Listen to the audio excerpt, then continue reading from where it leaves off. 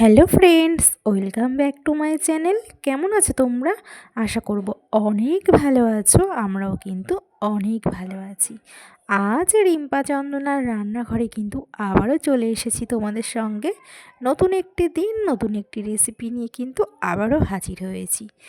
যেহেতু কালকে আমরা শিবরাত্রি করেছি, উপবাসের পরের দিন যদি এরকম গোটা গোটা কষা আলুর দম হয় তাহলে কিন্তু খাবারটা কিন্তু জমে যাবে।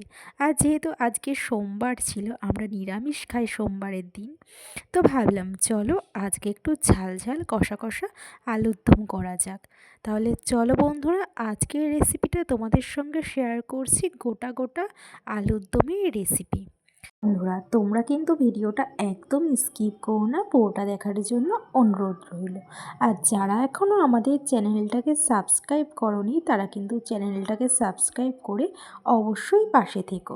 তারা পাশে না থাকলে কিন্তু আমরা কখনোই এগোতে পারবো না। তাহলে চলো ভিডিওটা শুরু করা যাক। অনেক কথা বলে ফেলেছি, তাহলে চলো গোটা গোটা আলুর দমের রেসিপিটা শুরু করা যাক।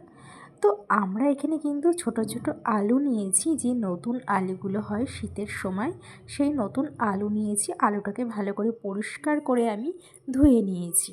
প্রেসারে সিটি দিয়ে নেব, তো খুব বেশি কিন্তু সেদ্ধ করব না। গোটা গোটা আলু খুব বেশি সেদ্ধ করব না। এই যে আমি সেদ্ধ করতে বসিয়ে দিয়েছি। তো কাল উপোস করেছিলাম, এর জন্য কিন্তু একটু ঝাল ঝাল খেতে ইচ্ছা করছিল। তো খুব বেশি কিন্তু মশলাও এতে দেব না, একদম সিম্পল রান্না। তো আমাদের সেদ্ধ হয়ে গেছে আলুটা। এবার কিন্তু আমি একটু ঠান্ডা করে আমি কিন্তু আলুর খোসাটাকে কিন্তু ভালো করে কিন্তু ছাড়িয়ে নেব। আলুটাকে একটু ঠান্ডা করে নিতে হবে, নাহলে গরম, এর জন্য আলুটাকে ঠান্ডা করে আমি আলুর খোসাটাকে কিন্তু ভালো করে কিন্তু ছাড়িয়ে নেব। তো এরকমভাবে আলুর দম খেতে খুব ভালো লাগে। আর এই আলুর দমের রেসিপিতে কিন্তু আমরা খুব বেশি কিন্তু মশলা ব্যবহার করিনি, যেহেতু উপবাসের পরের দিন খুব বেশি মশলা আমরা দিইনি। ঝাল ঝাল করেছি, কষা কষা করেছি, আর সঙ্গে করেছিলাম তিতের ডাল, বেশ ভালোই লেগেছিল। তো দেখো আমরা কিন্তু আলুর খোসাটাকে কিন্তু ভালো করে কিন্তু ছাড়িয়ে নিচ্ছি। এরকমভাবে যদি আলুর দম রান্না করা যায়, খেতে কিন্তু দুর্দান্ত লাগে।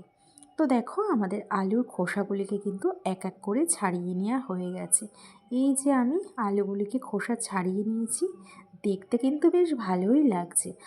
আমি একটি মশলা তৈরি করে নেব। আমি এখানে দুটো বড় বড় সাইজের টমেটো টুকরো করে নিয়েছি, এগুলিকে আমি বেটে নেব। আর নেব 1 আঙুল মতন আদাটাও বেটে নেব। আর এদিকে আমি একটি কড়াইতে কিন্তু বেশ খানিকটা কিন্তু সর্ষের তেল নিয়েছি। তেলটাকে ভালো করে গরম করে আমি ওর মধ্যে গোটা জিরে, শুকনো লঙ্কা, তেজপাতা আমি ফোড়নে দিয়ে দেব।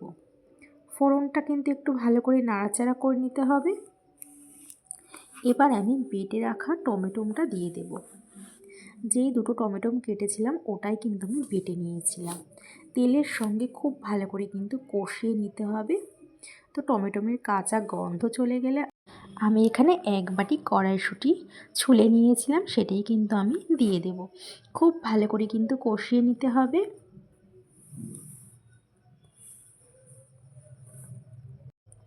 তো খুব ভালো করে কিন্তু কষিয়ে নিতে হবে। তো দেখো আমি কিন্তু মটরশুঁটির সঙ্গে খুব ভালো করে কষিয়ে নিচ্ছি। এবার কিছু আমি এখানে গুঁড়ো মশলা অ্যাড করব। এখানে আমি দেব 1 চামচ ধনে গুঁড়ো, 1/2 চামচ জিরে গুঁড়ো, 1 চামচ হলুদ গুঁড়ো, স্বাদ অনুযায়ী লবণ, 1/2 চামচ কাশ্মীরি লঙ্কার গুঁড়ো, 1/2 চামচ ঝাল লঙ্কার গুঁড়ো, আর কটা কাঁচা লঙ্কা দেবো। আমি এখানে 3-4টে মতন চেরা কাঁচা লঙ্কা আমি দিয়ে দেব। দিয়ে খুব ভালো করে কিন্তু কষিয়ে নিতে হবে। তো দেখো কষানোটা কিন্তু একটু খুব ভালো করে করতে হবে। এবার আমি দিয়ে দেব 2 চামচ মতন আদা, কাঁচা লঙ্কা বাটা। তো সব কিছু একসঙ্গে কিন্তু আমি ভালো করে কিন্তু কষিয়ে নেব। এবার আমি কিন্তু এর মধ্যে অ্যাড করব আলু। যে আলুটাকে আমি খোসা ছাড়িয়ে রেখেছিলাম সেদ্ধ করা, আমি আলুটাকে কিন্তু দিয়ে দেব। দিয়ে খুব ভালো করে কিন্তু মশলার সঙ্গে আমি কষিয়ে নেব। তো গোটা সেদ্ধ আলু আমি খুব ভালো করে কষিয়ে নেব। গোটা গোটা সেদ্ধ আলু আমি কিন্তু খুব ভালো করে কিন্তু কষিয়ে নেব। কষানোটা কিন্তু খুব ভালো করে করতে হবে। দেখুন কত সুন্দর লাগছে আলুগুলিকে দেখতে, বেশ লোভনীয় লাগছে। এবার স্বাদের জন্য আমি এখানে একটু অল্প পরিমাণ মতন চিনি দেব। চিনি দেওয়ার পর আবারও খুব ভালো করে কিন্তু আমি কষিয়ে নেব।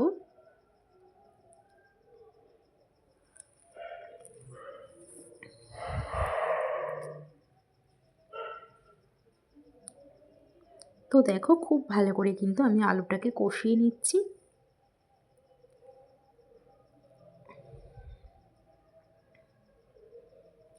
দারুণ লাগছে দেখতে। এবার কষানোর থেকে তেল ছাড়তে শুরু করলে আমি অল্প পরিমাণ জল দিয়ে দেব। দিয়ে কিন্তু খুব ভালো করে কিন্তু নাড়াচাড়া করে নেব।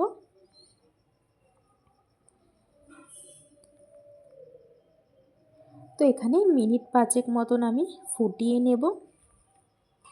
তো মিনিট 5 মতন আমি এখানে খুব ভালো করে ফুটিয়ে নেব। আর এদিকে আমি কিন্তু এখানে নিয়েছি লবঙ্গ, এলাচ আর দারচিনি, খুব ভালো করে কিন্তু হামানদিস্তাতে থেতো করে নেব। আর এদিকে কিন্তু আলুর দমটা খুব ভালো করে কিন্তু আমি নাড়াচাড়া করে নিয়েছি। এবার আমি এর মধ্যে অ্যাড করব হাফ চামচ মতন ঘি।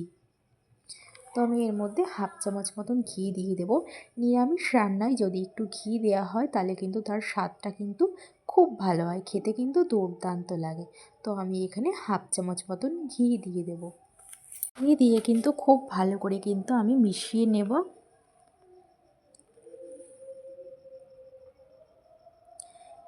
খুব ভালো করে কিন্তু আমি মিশিয়ে নেব।